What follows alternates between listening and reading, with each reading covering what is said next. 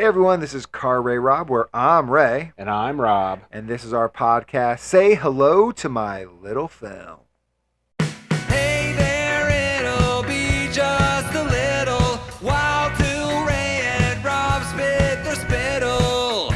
Come on, check out of the hospital. So grab some of your best peanut brittle. This will be a darn good transmittal. And say hello to my little film. That's right, everyone. We are back with a brand new episode of Say Hello to My Little Film, where on this episode, I will be recommending to Ray a movie that I love in the hopes to get him to love it as much as I do. Yes, I've never seen it, and that's why we call this our fresh perspective on a retrospective review. Exactly. It's our own little flavor here at RayRob. And as I said, it is my episode, so I get to pick, and I have something that I have wanted to show Ray for a while. And it was on my slate for season 1, but I didn't do it, and now I'm finally getting around to it, and I'm very excited because it stars an actor that you love. I love a lot of good actors, so that does not narrow the list down. But I'm not too confident I'm going to like this movie. It's been bumped like 9 times down your list, it can't be that good. Well, it is a great movie. I can fully Vouch? vouch. There's the Vouch? word. Vouch. That's what I'm looking for. Vouch that this is a great movie. But there's also something kind of interesting because you did a sequel the last time. I did. A sequel episode, which is kind of like wasn't a sequel to Sister the movie. combo, yeah. Exactly, a sister convo. I'm gonna do a sequel episode. You inspired me. I'm gonna do a sequel episode to something that we showed in the first season. Ooh. But it's not exactly the same thematically or anything, but you'll see what I mean when I reveal it. Well, I need to know what you are You don't need to implying know here, anything, sir. Ray. So, Rob, tell me, what do you got? What do you got? What do you got? What do you got? Well, what I got, Ray, Okay. is the 1970 Jack Nicholson. That's the actor I love. That's the actor you love drama, 5 Easy Pieces. Okay, I'm not familiar. I did not believe you would be, but I can't be, otherwise we couldn't talk about it on the podcast. We'd be done. We would already be wrapping it up right now. No. But 5 Easy Pieces, like I said, it stars Jack Nicholson, and he plays a guy named Bobby Dupea, and he is a working class oil rig guy in Texas. And he gets word that his ailing father is dying. Okay. So his family wants him to come home, to come see him. And what you find out is he's actually from money. I was going to say, Jack Nicholson has to come from money. I don't There see you Jack go. Nicholson blue collar. Exactly. He comes from money. So he has obviously a very complicated relationship with his family. So you kind of see how that unfolds as he goes home, and he brings his girlfriend, who is played by the 70s icon that is Karen Black. Very cool. And it obviously is it doesn't go smooth. I'll put it that way. I'm interested to see Jack Nicholson kind of tackle that kind of role. I'm interested to see about that. Are you going to tell us about how this is a sister convo, or should we save that for after? No, I'll briefly talk about that. So I'm going to talk about it more after, but the great thing about 5 Easy Pieces is it was produced by a production company called BBS. Okay. And the great thing about BBS is that it was started in the late 60s, early 70s by this group of guys who made a ton of money creating the band The Monkees. Okay, yeah, I'm kind of familiar with the Monkees were like a Beatles parody store-bought kind of band. Exactly. Like they were put together, it was totally packaged, Yeah. and they had a TV show. They had a movie called Head, which is kind of what helped kick off BBS Makes too. Is sense. that production company made Head, and So then they took that money and made all kinds of really amazing and really great American dramas. So we Easy Rider. Oh yeah. Classic, iconic American film, Easy Rider. The Last Picture Show, which that is where we kind of get into that little bit of a sister episode, because Last Picture Show was directed by Peter Bogdanovich, who directed Targets, right? that we showed in season 1. Now, Targets wasn't a BBS feature, but Bogdanovich obviously went on to work with BBS and do some work with them. I So remember it's, really liking Targets. yeah, so it's a loosey sequel, but I thought, well, you did it, I'm going to do it. We have connections. Exactly, there's a connection there. But Five Easy Pieces is, like I said, kind of like an iconic American drama. So that's why when I found out you hadn't watched it, I'm like, okay, well, you got to watch this. And I want to, so let's do it. Let's take this opportunity to go watch the movie. I'm going to invite the audience, if they haven't checked out Five Easy Pieces, to do the same thing. Pause the podcast, check it out. When you're done, come back and listen to me and Rob's fresh perspective on this classic movie. Ray and Rob are currently watching the film. You may be also watching the film.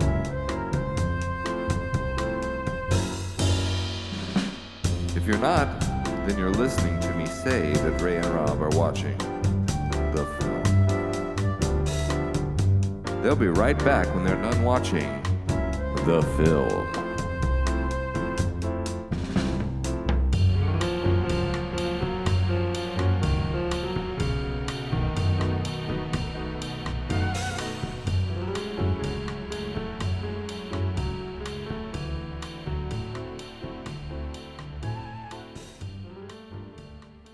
All right, we are back from watching Five Easy Pieces, and Rob, this movie was an easy peasy view compared to Targets. Yeah, it's not the same type of movie, same era. Yeah. But I kind of see Targets as, I'm going to use the term proto-punk, because that's kind of that's what people use as the term of the pre-punk rock music. This is kind of the proto-punk of or Targets was kind of the proto-punk of New Hollywood, whereas like Easy Rider came in, and that kind of really was like the gauntlet being thrown down on what would become termed as New Hollywood of the 70s. But yeah, Five Easy Pieces is it's just a completely different feeling movie, but there's still there's a lot of emotion in this movie. Yeah, there sure is, and we're going to have to break it all down. But before we do that, we usually try to pose a question. Yep. Did you have a question for me since this was your episode? I watching this movie again, and this is third, fourth, fifth time I've watched Five Easy Pieces. The thing about Bobby Dupea that's just so heartbreaking in a way is the fact that he's just constantly searching, and trying to figure out who he is. And all the while, it's like he's trying to escape, and it just keeps coming back to that. Can you truly escape your upbringing and your family? You can physically do it. He runs away. Sure, but really good at that. Right, but But can he ever truly leave it behind? Does it change who he really is? Right, exactly. So, and I think we should really talk about that, because I think that intertwines a lot with a lot of the scenes in this movie. Yeah, I think a lot about what the movie is trying to say. So, it's one thing when you in the before section, you were telling me that Jack Nicholson was going to be playing a blue collar oil field worker, and I'm like, I just can't see it. I just don't feel like Jack Nicholson's that type of guy. Right. But he does, and he was a pretty good oil worker. Yeah. I mean, he's quintessential Jack still. Yeah. I think he doesn't lose himself. He definitely doesn't lose himself. He's still Jack, and it's interesting the way that they kind of unfold the information in this movie, because you don't realize what his background is in the beginning. Right. So like you said, you can buy in to who he's trying to be, and you kind of get those glimmers of who he was, or the world he came from in those moments. Right. You really have in the early part of the film. Piece that together yourself. Right. More than 5 pieces, I would say. Not trying to pun it. Yeah, I was wondering, like, when are they going to say 5 Easy Pieces? Like, don't you have to say the name of the title at some point in this movie? No, never. No. But yeah, because when you're introduced to him, he's an oil field worker. He's got a best friend who's kind of really like just a schmuck in a way. Like, I don't know. Elton. He's just some kind of like redneck, I guess. You know. I don't know what they call him out in Texas, but that's how I'd call him.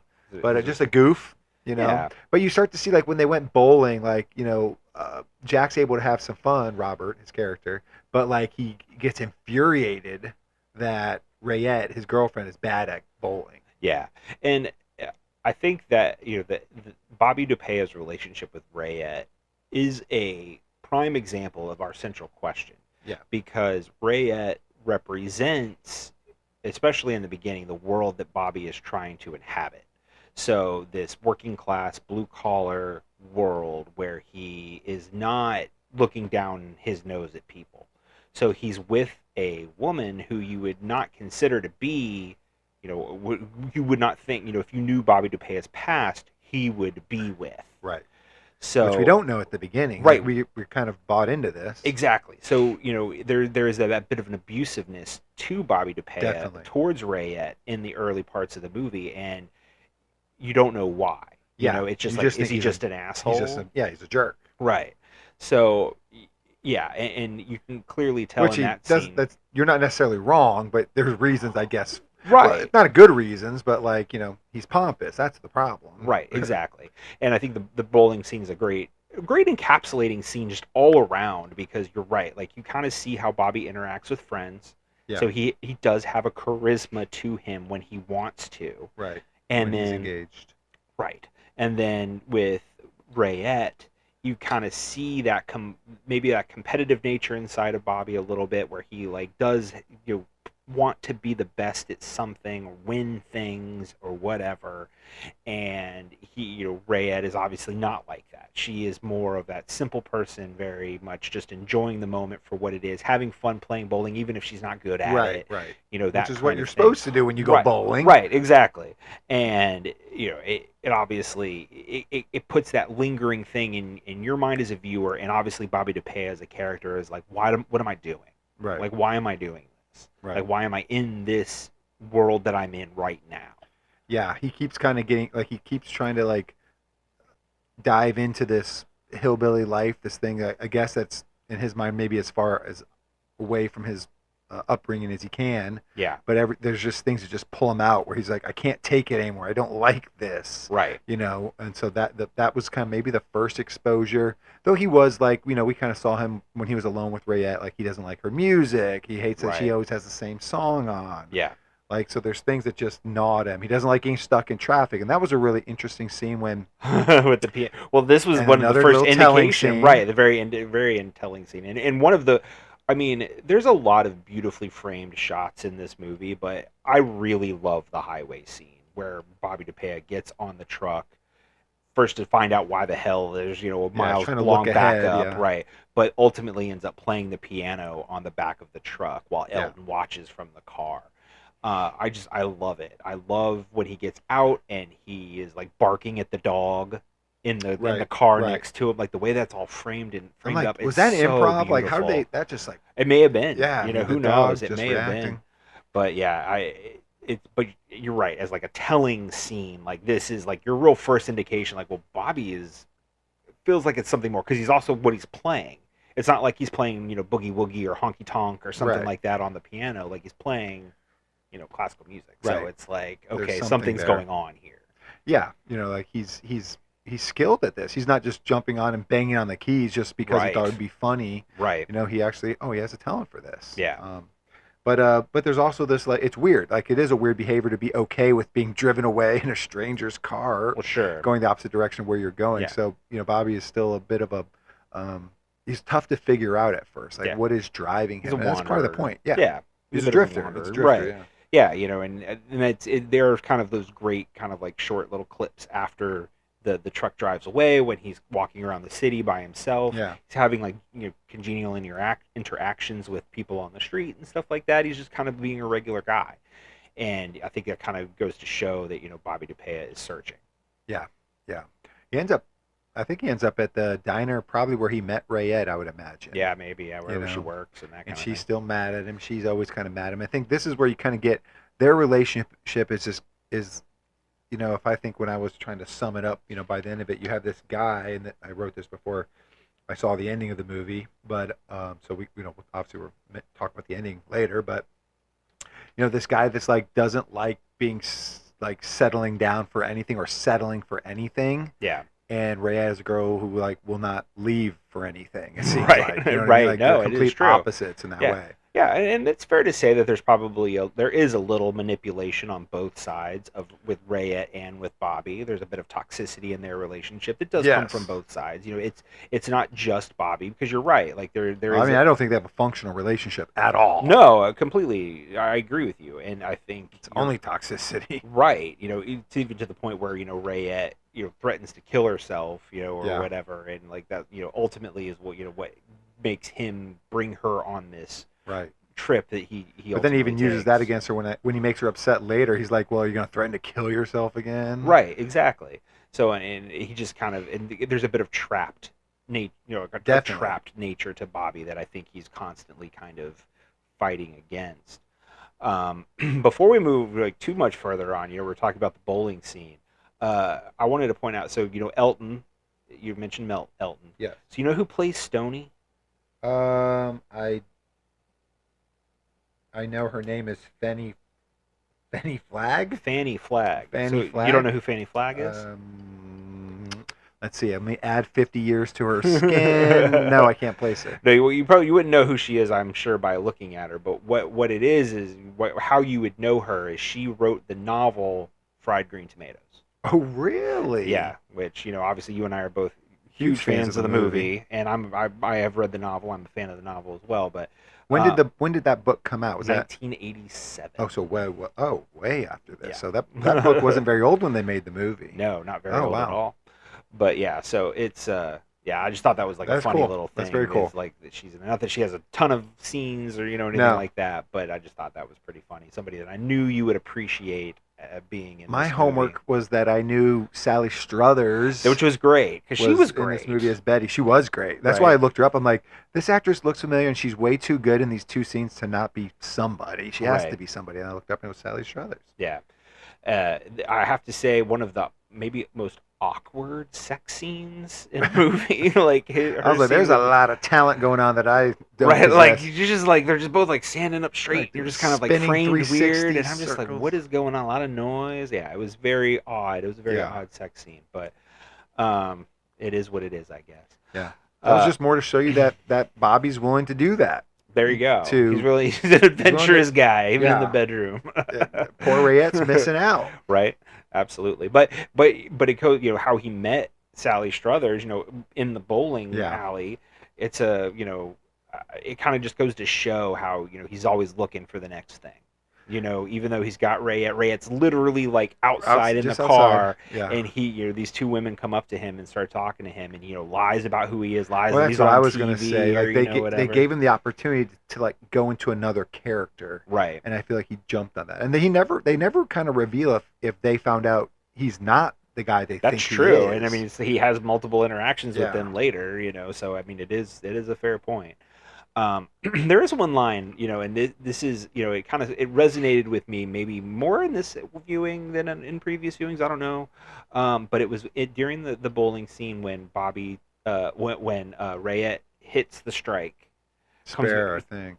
No, it was a strike. I'm pretty sure she got a strike.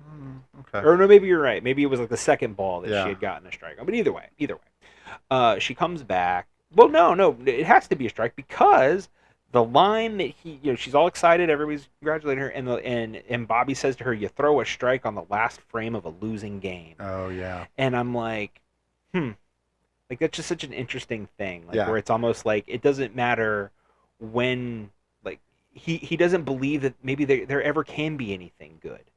You know what I mean? Right. Nothing good can ever happen. Like it's just futile. Like if you're in the last frame of your game, last frame of your life or whatever, and something good happens, does it not even matter? Because It took so long. it took like or- 9 frames of garbage until you Yeah. finally hit that strike. So I don't know. I don't know why that resonated with me on this viewing more so than in previous viewings, but it did. In the coaching world, it sounds like something I would passively aggressively say to a player, like, you stunk all game, but the last play you got to catch. Good job. Just to kind of fuel them and make them angry. Coach of the But, year uh, right there. Coach of the year right there. Yeah, it said something like I would say, not that I would say. Sure.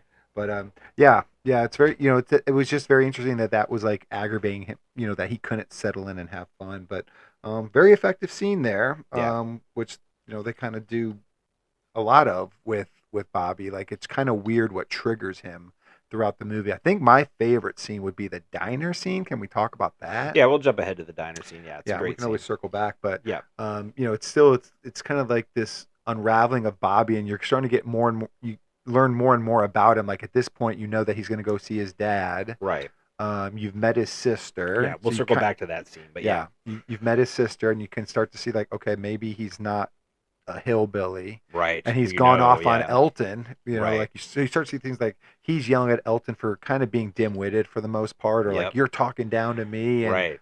Like I let some cracker tell me how to live my life, whatever. Like, I thought you guys were equals, but apparently you don't think so. So you're starting to learn more and more. So that now when they're on this big road trip from Texas to Washington, somewhere in Washington, you're starting to learn more that he's probably more than what he seems. Right. And you're starting to figure out like this is like he's a guy like he has to get his way, or he doesn't settle for what people give him. Sure. And when the waitress won't give him a side of toast, that's like beyond what he can comprehend. Right. It's one of those other things like you have to give me what I want. Like you're starting to like, oh, he's pompous. He's not just a random old jerk. He's a pompous elitist in some ways. Sure.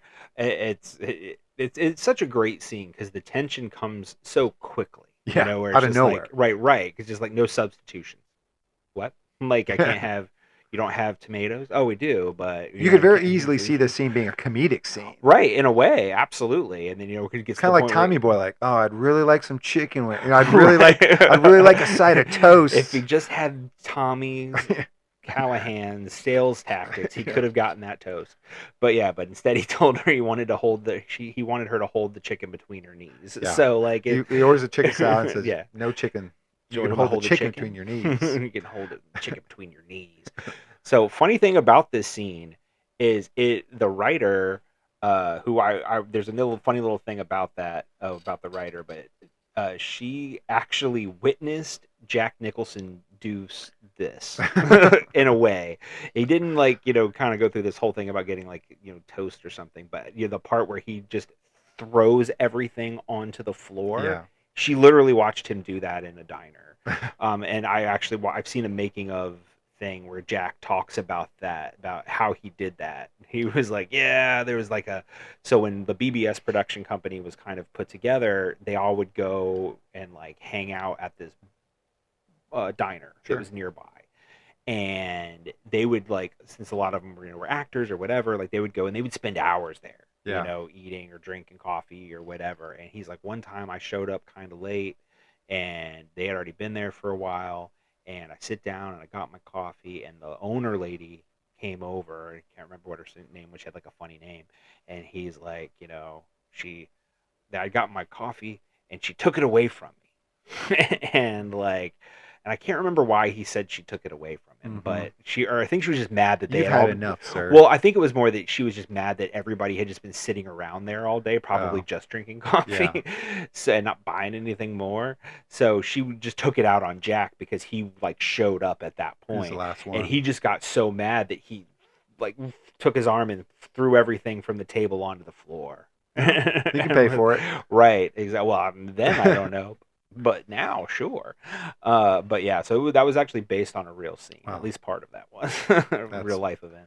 Okay, so there's some comedy in there. A little bit. Or she was probably like, that was really scary. I want you to do that in a movie. Right.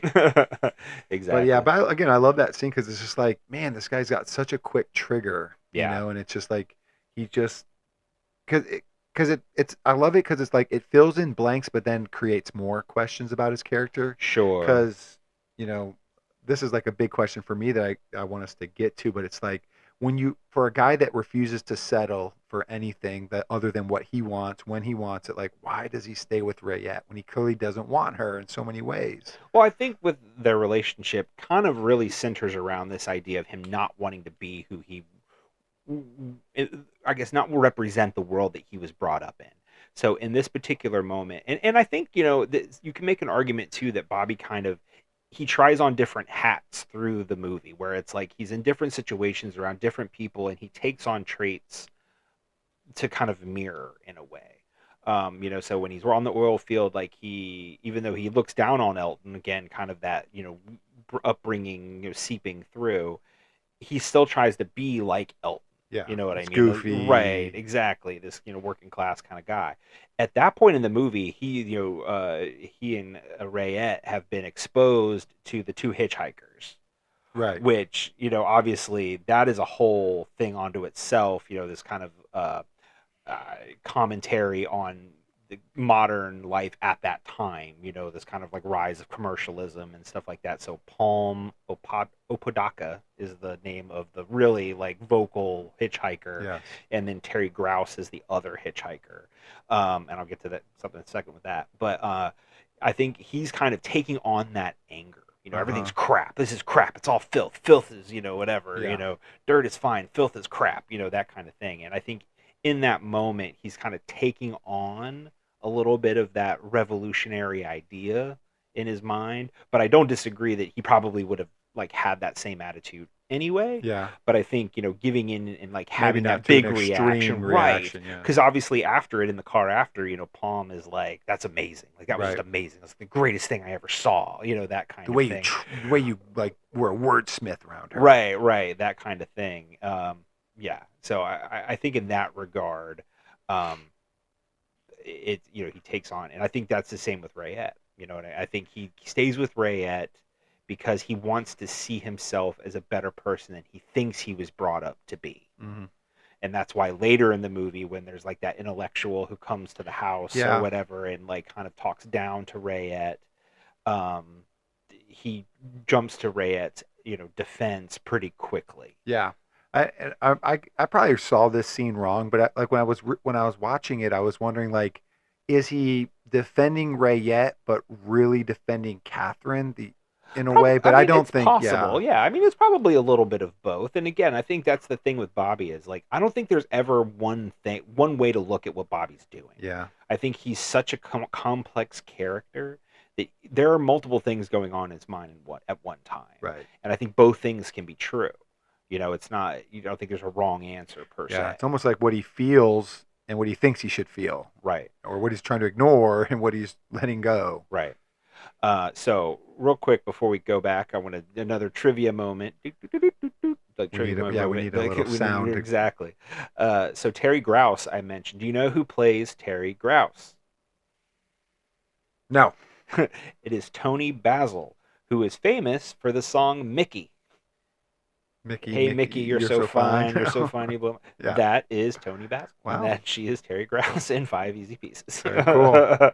So again, another casting tidbit there for you. The character I was crazy to see was Lois Smith, who plays his Let's sister. circle back. Yeah. So he meets her sister. I was writing a note, so I don't know how he came to meet his sister. And I didn't think of it at first because I'm like, oh, he just ran to his sister, no big deal. But then I realized she was so far away from home. Right. So I don't know how he found her there. Yeah. At the recording studio? It may have just been a off-screen thing Yeah. where he like found out where she was and went to see her because clearly she was recording some kind of a record or Yeah. something like that. And some he kind does of a have an job. attachment to her throughout the movie that's almost different than everybody else in the family. Absolutely. I think that's a really good observation. I think, anybody else, He probably would not have. He would not, yeah, exactly, have that kind of affection for. But for Tita Petita, I think he genuinely loves Tita. And Yeah. I think he loves Tita because Tita accepts him no matter what. Mhm. It seems like, warts and all. And that's not always, it's not a guarantee with family by any Sure. stretch, So I think in that instance, and in a lot of dysfunctional families, I think that's kind of how it is, where Yeah. there's like one person that really you feel gets you Yeah. and you gravitate towards. Yeah, but so just circling back to just it being Lois Smith. Right. Like I have not seen Lois Smith that young ever before. Right. In my brain, she is the old lady from Minority Report for some reason. Yep. What else do I know her from? Twister. She's in Twister. She's in the grandma in She's- Twister. yep, Twister. She's actually in Fried Green Tomatoes. So bringing Fanny Flagg again, she's in Fried Green Who Tomatoes. is She plays Mama Threadgood. Oh, that's right. So That's she right. is Mama Threadgood. There we go. Yeah, but anyway, so seeing her this young, I was like, whoa, Yeah, barely recognizable in some ways. yeah, but she was great in it. She was. She really was. Yeah, I mean, I think she kind of had a magnetism to her in the part that I thought was really great, especially for a character that feels so unassuming. Yeah. You know what I mean? She's kind of mousy, kind of not a forward personality, Yeah. but you're kind of drawn to her. And I still think you see some of those like character aspects that you see in Bobby, like when she's doing the recording, like she doesn't push back as aggressively as we'd see Bobby push back in situations, but she's still like, why did you let me get so far in it before you told me we had to do it over? Like, Right. there's still that like I want it my way kind of part to her, which Sure. is apparently it's genetic in this family. Well, yeah, and I think that's also, I'm sure part of it. You're brought up a certain way, and again, it goes back to our essential question: can you ever truly escape it? And whether even it's in the smallest details. Right. Is it always just kind of lingering in the background? Yeah. But anyway, so that sets them on the path, and I think once they get to his house, it's intriguing again because now you get to see that glimpse into his family life. Right. And he runs into Catherine, who, do we know the whole time? Again, I'm always afraid I'm missing things when I'm taking so many notes, but did we know the whole time that they were engaged? We did not, did we? I mean, they're not the most overt Kinda about seemed it. like it, yeah, but it more, yeah. Then the movie, like when they start flirting more, like, oh, I guess they're not, like, because I thought she was with his brother. Right. And then it seemed like maybe they weren't, like she was just his pupil. Right. And then they're like, yeah, we're getting married. I'm like, oh, she is. Okay, she Okay. was. Right. Yeah. Yeah. Yeah. Exactly. They're not hitting you over the head with it, but I Yeah. think through contextual clues, you're supposed to think that they are, and as Yeah. you said, they are. So, yeah, I think again this is such a great split in the movie for me because so much changes. I think the color palette changes a bit. When you go from Texas to Washington. Yeah. You kind of get that just not just the natural Pacific Northwest of it, but you could tell that they were Yeah. really trying to change how the movie felt at Yeah. that point. I think another thing is Bobby's style changes almost completely. Mhm. Like once he leaves Texas and gets home, his style softens. It's less, oil worker and Yeah. more, again, Pacific Northwest.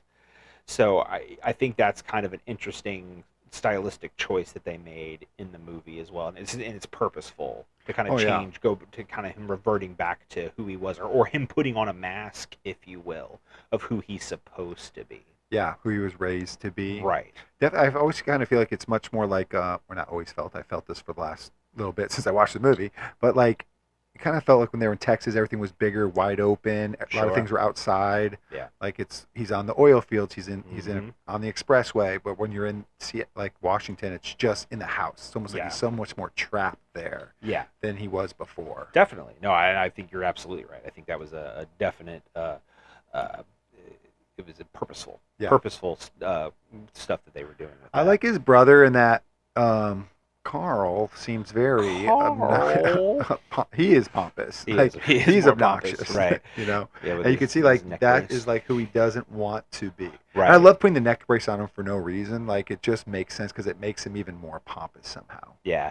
No, I can completely agree with that. I think Carl is, like you said, the extreme that he doesn't want to be. Yeah. And I think, coming face to face with that, makes it hard, for him not to just, or for Bobby not to press Carl's button. So Yeah, like, make fun of him. right. Or, maybe show off a little bit. So like when Bobby was telling about him playing in Vegas, Yeah. and like, because Catherine is just aghast at the fact that he hasn't played in a long time, or just basically like Giving up his skill. giving it up.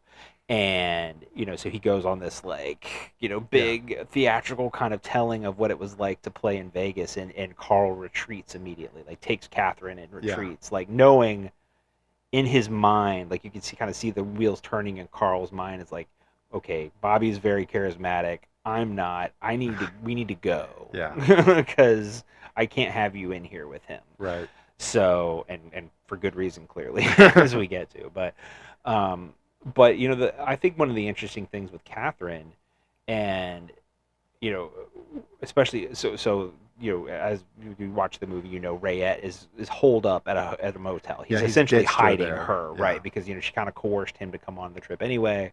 He hides her up in this motel so that under the guise of, I'm going to go home and try to figure this stuff out. For his leaves are there for weeks. He's trying to get her. He was asking her to leave. He's like, I Right. left you money. Get on the Right. bus and go back home. But Right. she won't. But she won't. Right, exactly.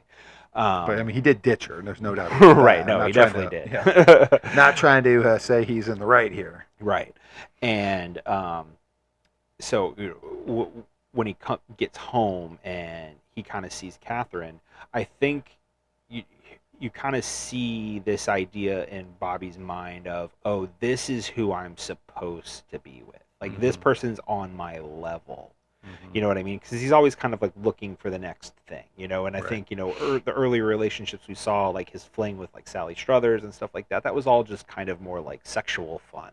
Right. I don't think it was ever like, oh, I'm going to leave Rayette for the Sally Struthers character, you know, or whatever. I don't think that's going to happen. But Catherine's a completely different animal. You know, maybe somebody he finally sees as kind of being on his level. But do you also think that, like, maybe there's the thrill of, I'm going to take her from Carl? Definitely. I definitely think that's part of it. Because I also think, it seems like Catherine is what he was running away from in some way. She isn't she's not, like, she is, I would say, an elitist in a complimentary way. Like, she's very fine and, like, perfected. Right. But she doesn't necessarily come across as pompous with it. Like, there's that delicate line that she is maybe on the right side of, and maybe it's far too delicate a line for Bobby to be able to walk. Right. Yeah, and I think it's hard for him to take her seriously. One, because of his feelings of the world in general. Yeah. You know, you think about when she finally convinced him to play for her. It's a great interaction because he plays for her. You know, he basically blows her off. It's like, I played it when I was 8 and I played it better then, you know, or whatever. And then, you know, she's obviously like, can't you understand that I was affected by the feeling? Yeah, she was teary-eyed about it. And then he's like, I faked a little Chopin, you faked a big reaction, like whatever, you know. And it's just like they kind of have that tit for tat, but does he mean it? I mean, did he fake it? Or was he trying to manipulate her and he did? I think so, yeah. I think so. Again, it was kind of that acting out against that world, you know, knowing what it took to manipulate people like her. And it was in a way of him kind of you could call it a test. I don't know, like testing reactions, testing defenses. I don't know, but like, you know, ultimately, you know, he felt that he won the interaction. Sure.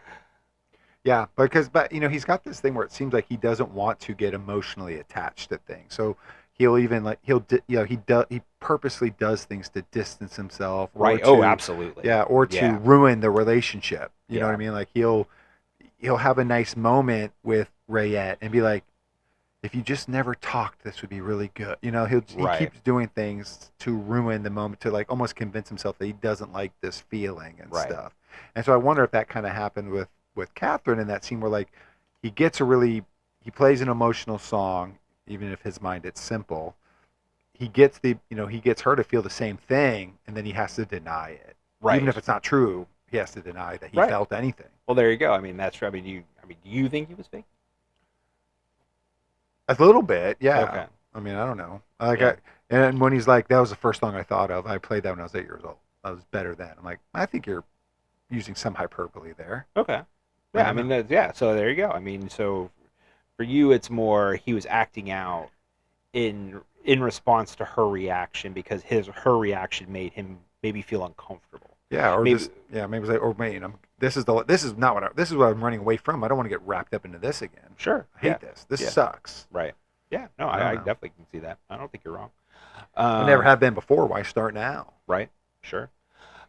You know, and we kind of got to that point, you know, you're talking about, you know, the intellectual side of it, you know, and that kind of thing. And obviously it kind of does come to the head, I think, in that scene that I had mentioned earlier where Samia is her name. They bring her in and she's like going on just this, like, you know, fart sniffing, right? Just fart sniffing conversation about whatever the hell she's talking about, and then, you know, Rayette asks about the TV. You know, does anybody have any TV? And like, oh, there's some good stuff on the TV. Yeah, and I like that Rayette kind of defends herself here. Like, she almost knows she's getting picked on a little bit. Like, they're like, TV is stupid. She's like, there's some good things on TV. Right.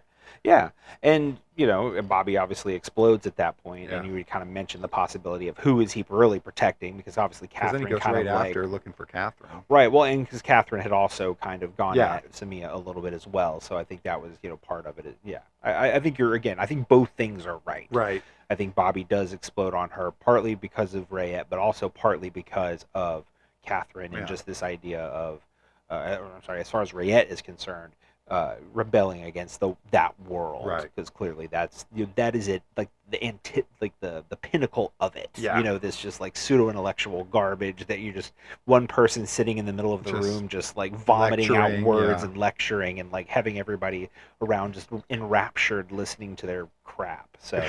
I mean, yeah, I think Bobby was just could not bear that. No, I really couldn't either. I'm like, can I fast forward this? Will I miss anything important? Right. And then he ends up fighting Spicer. Spicer, Yep. who his sister was getting down and jiggy with. I mean, it was a sensual massage. Yeah, that was first base. Yeah. Yeah. She's attracted to him. Well, and she deserves it. She deserves a little bit. So I think that's but obviously at that particular moment, it was more of like a Jack or Bobby needed his sister. Yeah. Because in that house, she is his safety blanket. Right. So, and I think that was part of it wasn't. I don't know if it was necessarily that he was upset that Spicer was, that her and Spicer were getting together. No, yeah, as I it don't was think, more yeah. of like, oh, I think you're just in my way. I need my sister. Get out of the way. Yeah. I agree with that. I guess really then the big scene that we have to talk about would be his scene with his dad. Yeah, I was looking forward to getting to this scene because it's great. Yeah, it's Especially for being one-sided. yeah. The other side being kind of vegetative. Yeah. Jack is very vulnerable Yeah. as Bobby in this scene. Absolutely. It's probably the realest that Bobby. It's the realest picture of Bobby Dupea you get in the entire movie. Yeah. Is this scene? I didn't write some of the quotes down. I wish I did, but I know like when he's talking to his dad, he's like, I know we need to have this talk, and he's kind of comparing it to the fact that you can't talk right now. Right. But I think if you could talk right now, we wouldn't be having this talk. I wrote it down. I said I can't help but feel if you could talk, we wouldn't be talking. Yeah.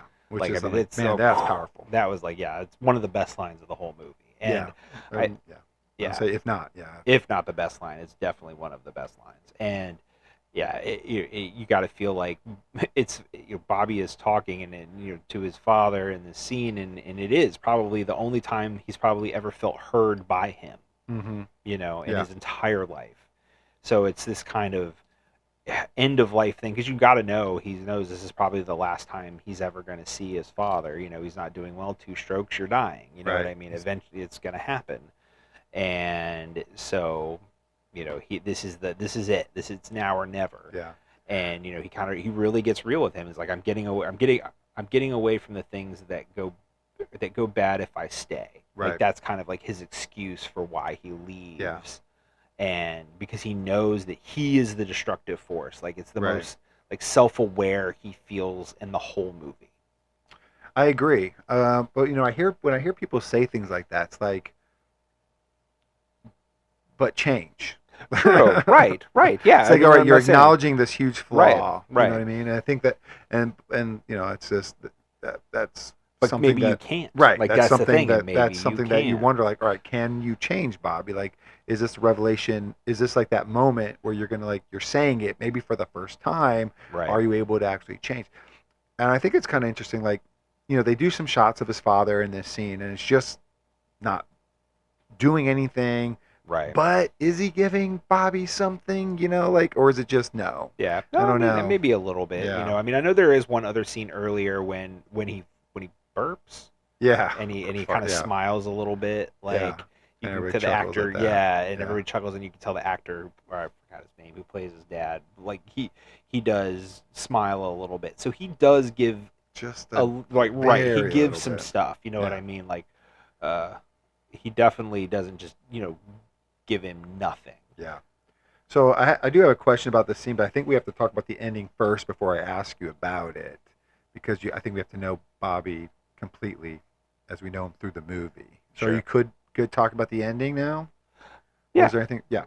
I do Like want I to talk circle about back to some other stuff. Yeah, I want to talk about the music a little bit, but let's talk about the just final because I want scene. to. Yeah, because I feel like you need to know the whole story of Bobby before some of these questions. But Sure. so basically they leave Washington. Him and Rayette are still together. She comes to the house. She came to the house. She was kind of, almost in a way everything he feared she would be at times, and Right. not. But they're driving back to Texas, and they pull over at a gas station, and she goes to get coffee. He goes to the bathroom, and basically he ends up ditching her. He jumps in with a logger truck, and kind of like you said, before things can go real bad, he leaves. Right. And he's on to his another new life. Yeah. Yeah, I think when he's in the bathroom, he kind of walks into the bathroom, and then you just kind of takes a hard look at himself in the mirror. Like, I think at that moment he just realizes he can't change. Right. And it's funny because in one hand you could be like, you bastard, you left Rayette, at this gas station, but he left her the car, he left her his wallet and all the money in it. Yeah.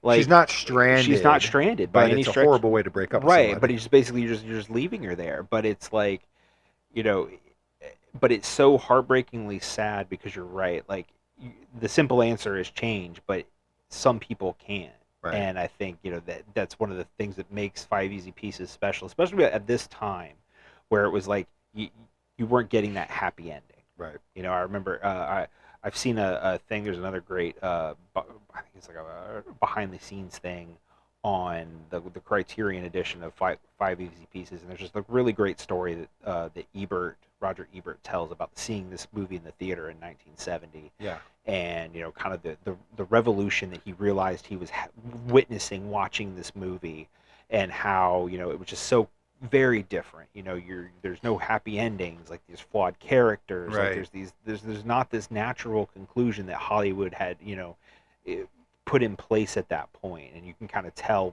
as we said earlier, this was the new Hollywood. Yeah. And so I think that's the heartbreaking story of Bobby Dupea, is that he realized he couldn't change, and he's going to be constantly looking for the rest of his life. Yeah, I think it's kind of interesting too. Is he's like driving off in the logger's truck, and the logger's like offering him his jacket, and he's like, no. He's like, it's gonna be really cold where we're going. Right. He's like, right. no, I'll be okay. I just think Bobby wants to feel something. He just can't get himself to feel or like be emotionally attached. Or that's he's a like, good fine, point. I'll freeze to death, but at least it'll be something. Yeah, no, know? I think that's a very interesting thought. Yeah, because you have to wonder at times. Does Bobby feel too big, or does Bobby fake feeling because he doesn't know feel how? anything. Because he doesn't feel anything. So that's an interesting thought. Another pushback that I will say is like, though I find Rayette kind of adorable, I think I find her as annoying as Bobby does. Sure. Yeah, so I I'm also like, can you change a little too? Like, Sure. can't you tell when you're like, there's like no social cues with Rayette. Like, Bobby's not dealing with this right now. Like, just give him some space. But she is incapable of like giving him the space he needs sometimes. Like, they're just not a good match. Like, she's somebody that needs to be suffocated by her lover, and he's somebody that isn't. Right. Well, and I think that's kind of the funny thing, because would think somebody like Bobby wants somebody to like fawn all over him. You know what I mean? Yeah. But that, I think Rayette proves that's not really true. No. You know what I mean? Because she is like that. She is all in. Like, she is all in for Bobby. No matter how bad he treats her, she is all, and she is a bad country song if there ever was one, and we will get to the music. But but you're right. Like, she is an endearing character, and I attribute that a lot to Karen Black, because Karen Black is such a unique person. Yeah. And the way that she portrays characters, and I think Five Easy Pieces is an example, I should say, of her taking this character that, you're right, on the surface it feels very annoying, but making you care for her so deeply.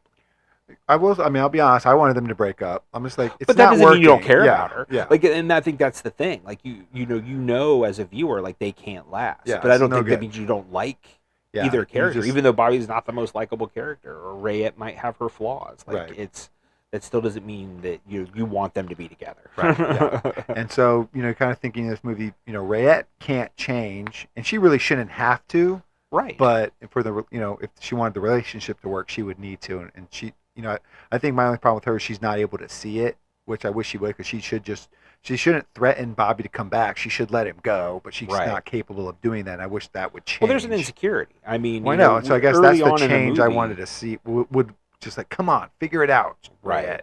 But in the, early in the movie, it's, he won't say I love you. Like, she's trying so hard to get him to say I love you, and he just will not. Because he doesn't. Right, and he doesn't. And maybe he doesn't say that to anybody because he doesn't love anybody, because he doesn't love himself. Right. And I think that's kind of the thing that you might think about Bobby, is that, he's a narcissistic person that, who's incapable of love. And it's like, no, I think he genuinely hates himself in a lot of ways. Yeah. And I think he genuinely hates who he is, but he can't help himself. Right. And that's... it is what it is. The question I kind of was going to ask you earlier about his father, because, as we've kind of said, Bobby's incapable of change, and he proves it when he leaves Rayette at the gas station and just, ditches her. He has to leave. He has to run away from things before he ruins them, which, in itself is ruining it. But, I wonder, and again, this is going back to the quote we talked about, but if his dad could talk, if they could have that one-on-one conversation there, could change come from there? Could it have come from there? Or is it just not utterly possible? I don't know. Again, it's one of those things you'll never know. I mean, if I have to take a stab in the dark, I'm going to say no. Yeah. Unless it was if he was a situation where his dad had a stroke, was still able to talk, and kind of get everything, kind of get his life back together, that may have changed his perspective on life a little bit. But not knowing, if that would have happened, I'm going to say no, because just, kind of, maybe in the spirit of the down ending of this movie. Sure, it'll be a downer too. Right. It's just going to be like, no, it wouldn't have helped.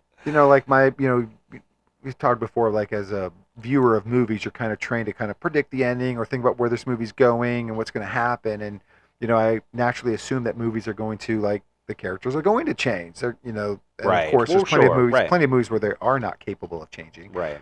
But so obviously that's what this movie is, that Jack, Bobby's not capable of changing.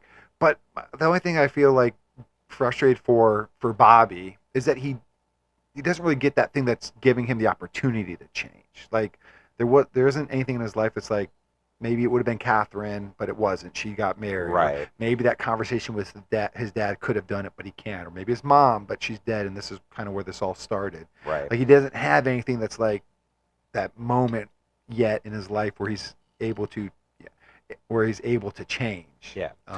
And so he doesn't, but it's not like something happened and he fought against that. He just never really is given the opportunity.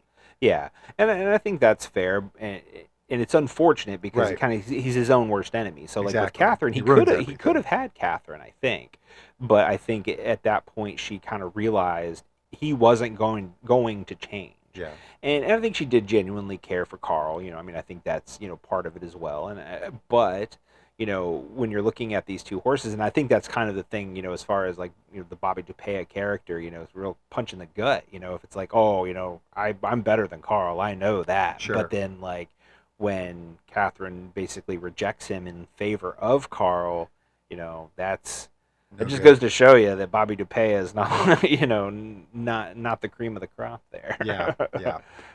So you said you want to talk about the music. Yeah, let's talk a little bit about the music, because I think there's a lot of great thematic stuff with the music. We talked a lot earlier on about the classical music that there was constantly being played once they got to Oregon. And then you mentioned the country music, Tammy Wynette, multiple songs from Tammy Wynette when they were in Texas. Yeah. And I think that's very purposeful. Sure. I think that music is supposed to encapsulate both worlds, in what each holds, that simplicity of the oil rig life and the complexity of the classical music in Washington. And, I think each character is kind of, encompassed in that as well, because Bobby doesn't like the country music. You mentioned that, Right. where he's like, oh, he always complains about coming home, and it's like, oh, this is what's on the record player. Well, and the song is "Stand by Your Man," and he's kind of like, Right. "Don't stand by me, go away." Well, sure. Well, and then there's like the DIVORS or RCE song, the divorce song, when they're talking about when he's going to leave, when he tries to break up with her, right, and like go on this journey without her, and that so yes, I mean obviously that's also part of it as well and very purposeful. But I love that juxtaposition of the two types of music, and how it just so kind of like I said earlier, stylistically changes the movie so much from Texas to Washington. Can you like classical music and not be pompous? Is that possible? I mean, I would hope so. I mean, I enjoy classical music. I mean, I'm a musician myself. I hope I'm not pompous because I like classical music. But I mean, I prefer jazz to classical. I don't know if Sure. That's why you're not pompous. That maybe that's what it is, or maybe it makes me more pompous. I don't know. But one thing that's I think is kind of like a hidden gem in this is Karen Black's singing. She was never really known as a singer, even though she did sing in multiple movies. That was obviously what she was most well known for. But I actually own a compilation that Light in the Attic Records put out a few years ago of some of her recordings that she made in the 70s, and she is amazing. Mm-hmm. Like really? As a singer. Did you think she had to sing down for this? No, not at all. No, not at all. I mean, I think. She's not really ever singing. It's more like singing in the shower kind of stuff. Kind of, right. I mean, and that's fair. But she does have an interesting voice where, I think it kind of grabs your ear in a way that's, it's not like the best way I could describe it now for a modern audience is it's like, you go on American Idol and all those people can sing, but who cares, for half of them? Because it's like, it's just generic garbage, but I think with Karen Black, she had a voice that was interesting. Mm-hmm. And like I said, that record really kind of puts that into perspective. Another funny part that I liked, kind of going back to the music. This is kind of an interesting segue from Texas to Washington in the two. Is Catherine brings it up, like when Bobby's talking about playing in Vegas, and she's like, "Oh, that's not really music." And you're like, yeah, no, it is. Yeah. You know what I mean? Like, I think it is. It is. Well, I mean, it literally is. So, I mean, it's like, music is music, honey. I hate to break it to you. Like, just because it's not classical music doesn't mean it's not Christian. Yeah, that's Catherine's one, like, seem like, Catherine. Right. Exactly. And maybe that's Carl's influence. Maybe it's who knows, Yeah, you know what I mean? And so just that you can kind of take that for what it is. But I think that, that's a little tidbit as far as the music goes that I thought was interesting as well. Especially, there's a lot of talk of the music. You talked about, like, the Chopin piece earlier. It's super easy, kind of like brushing it off or whatever. And, the way that it's referenced, I think, is very purposeful. Like I said, it just kind of helps stratify the two worlds. Like I said, Texas and Washington. But now, Ray, we have gotten to the point where we have two questions to answer. And let's start with the first one, which is the question of the episode. Can you escape your upbringing and truly leave it behind and change? Well, leave it behind, I'm not sure. I think it might always chase you down. Sure. Bobby can't escape it. Clearly not. Bobby can't escape it. In this movie, no. Bobby clearly does not escape it. Yeah, he can't he's never going to find what he wants. Right. He's always going to be running away. I think that Bobby, but again, I'll go back to the argument I was saying before. I just don't know if he's going to have the opportunity to come to grips with his past or the death of his mother or whatever it is. Right. Because of the state, I guess, that his father's in. Like, that would be his one path.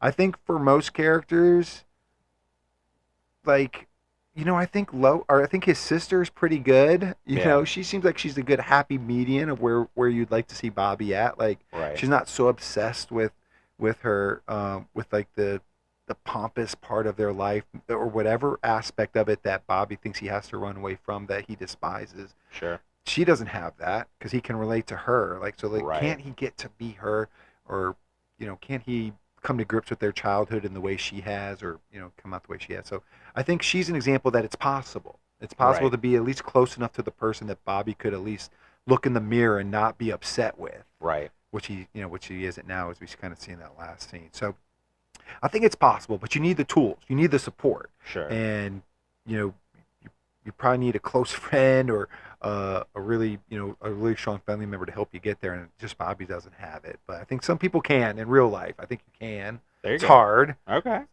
but it's possible. Sure. Have hope. Don't have any hope for Bobby, though. No He's hope for Bobby. screwed. He's screwed. He left hope in that gas station bathroom. Yes, he did. Yes, he did. Which with Rayette. Okay. Well, there you go.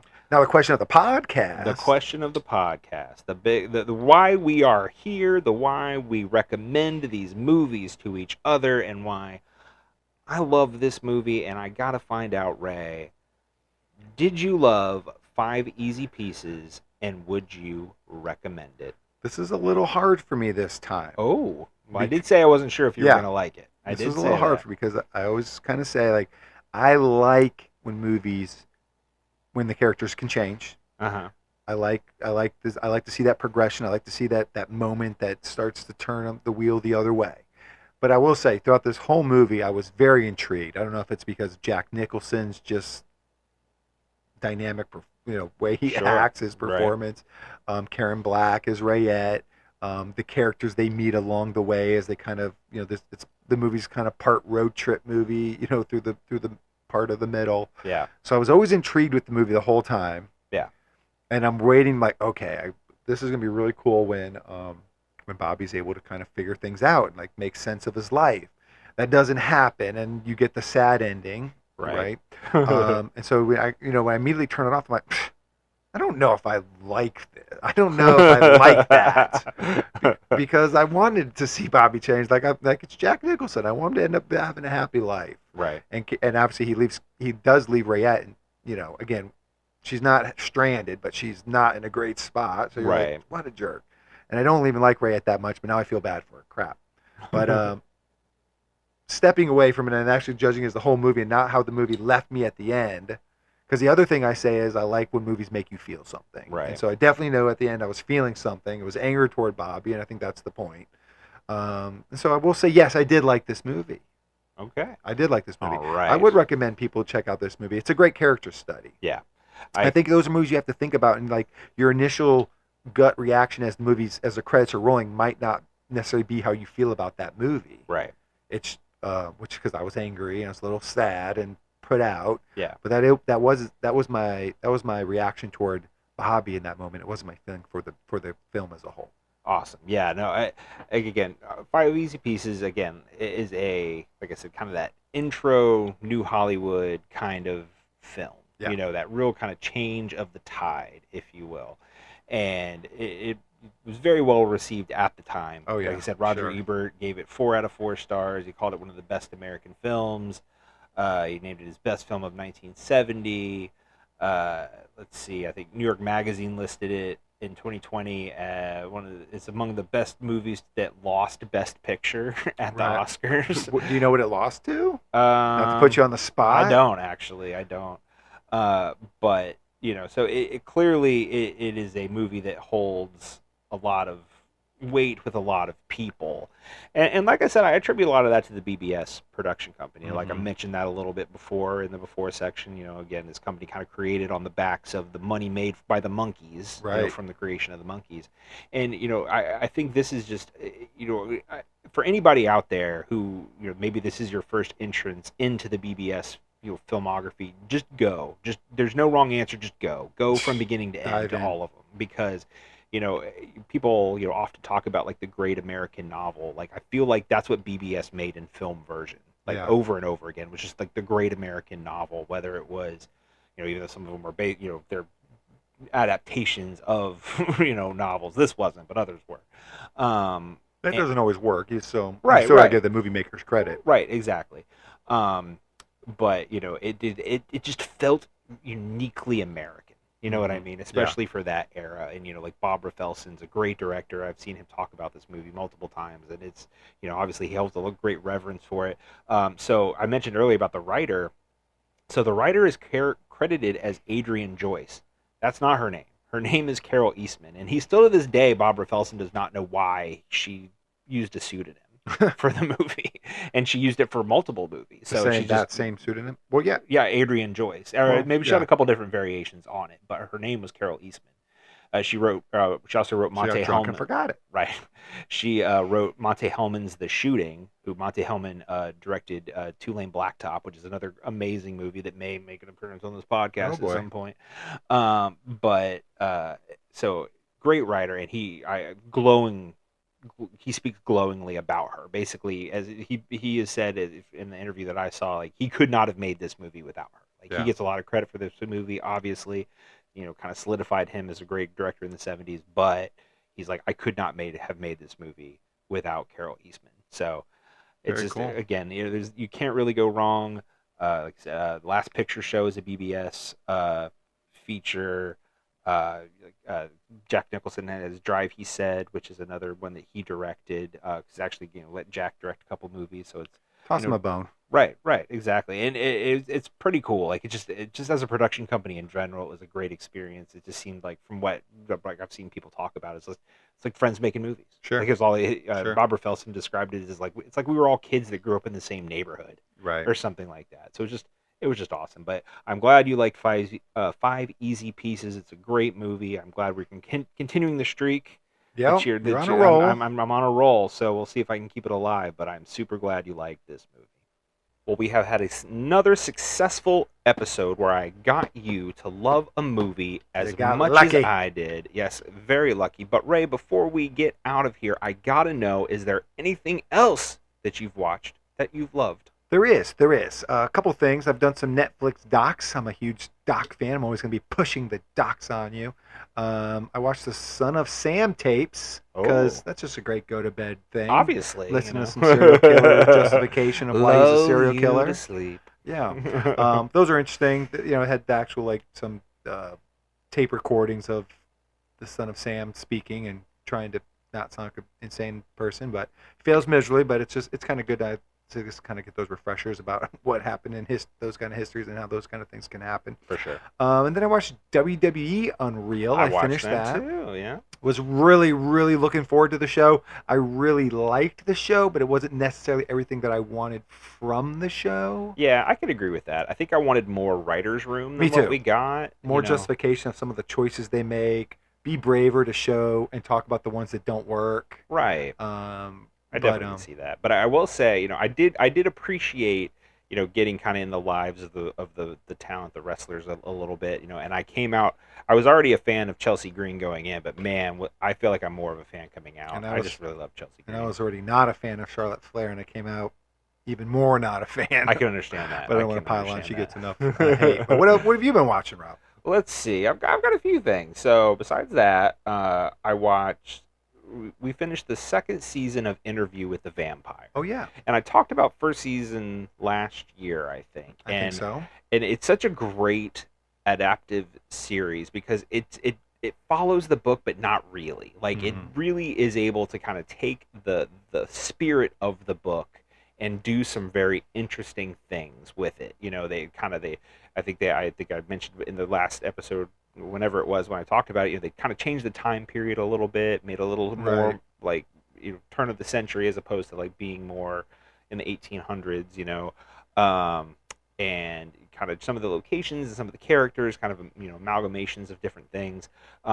This season was really great because it kind of focused on their like Louis' time in Paris, which if you've seen the original movie with Brad Pitt and Tom Cruise, you realize like that's when he means Armand. So Armand is kind of a big part of this season, and it's just it's really cool what they do. And I think from what I've read, and they really finished the book. At this is they kind of finished the book, but it's going to keep going. But they're going to roll into the next book, which is the Vampire Lestat. Okay. And they're actually renaming the show and everything.